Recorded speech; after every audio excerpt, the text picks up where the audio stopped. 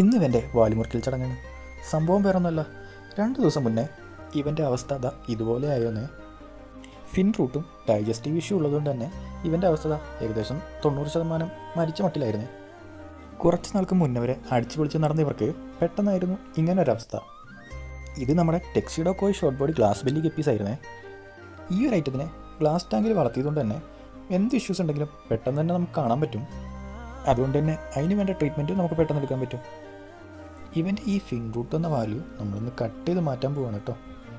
ഈ ഒരു അസുഖം കണ്ടപ്പോൾ തന്നെ നമ്മളവനെ മാറ്റി വേറെ ടാങ്കിലേക്ക് ഇട്ടിരുന്നേ. അതിൽ നിന്ന് എടുത്ത വെള്ളത്തിൽ നമ്മൾ ചെറിയ തോതിൽ ഉപ്പ് കലക്കിയിട്ട് ഒരു ടിഷ്യൂ നനച്ചെടുക്കുന്നുണ്ട് കേട്ടോ. നമ്മളെടുത്തിരിക്കുന്ന കല്ലുപ്പാണ് കേട്ടോ. അത് നോൺ അയഡൈസ്ഡ് ഏതെങ്കിലും ലോക്കൽ കല്ലുപ്പ് എടുക്കുന്നതായിരിക്കും ഏറ്റവും നല്ലത്. അതിനുശേഷം നമ്മൾ ആ ഫിഷിനെ എടുത്ത് നൈസായിട്ട് ആ ടിഷ്യൂലേക്ക് ഒന്ന് പ്ലേസ് ചെയ്യുന്നുണ്ട്. കട്ട് ചെയ്യേണ്ട വാല് നമ്മൾ കറക്റ്റായിട്ട് നല്ല രീതിക്ക് തന്നെ ഒന്ന് വിടർത്തി ഒന്ന് പ്ലേസ് ചെയ്ത് വെക്കണം കേട്ടോ. ഇനി നമുക്ക് ആ ടിഷ്യൂ ഒന്ന് മടക്കി ഒരു നല്ല ഷാർപ്പായ കത്രിക ഉപയോഗിച്ചിട്ട് ഫിഷിൻ്റെ വാല് മാത്രം ബോഡിയിലേക്ക് ചേർക്കാതെ കട്ട് ചെയ്തെടുക്കാം കേട്ടോ. ഫിഷസിൻ്റെ വാലിൽ ബ്ലഡ് ടിഷ്യൂസ് ഇല്ലാത്തതുകൊണ്ട് തന്നെ നമുക്കത് കട്ട് ചെയ്താലും അത് റീഗ്രോത്ത് ചെയ്ത് വരുന്നതായിരിക്കും കേട്ടോ. ഇനി ഫിഷിനെ നമുക്ക് വെള്ളത്തിലേക്ക് തന്നെ റിലീസ് ചെയ്യാം. ഇതൊരു ഷോർട്ട് ബോഡി ഗപ്പി ആയതുകൊണ്ട് തന്നെ ഇതിൻ്റെ ടെയിലിൻ്റെ ചെറിയ ഭാഗമായി നമ്മൾ കട്ട് ചെയ്തെടുത്തിട്ടുള്ളൂ കേട്ടോ.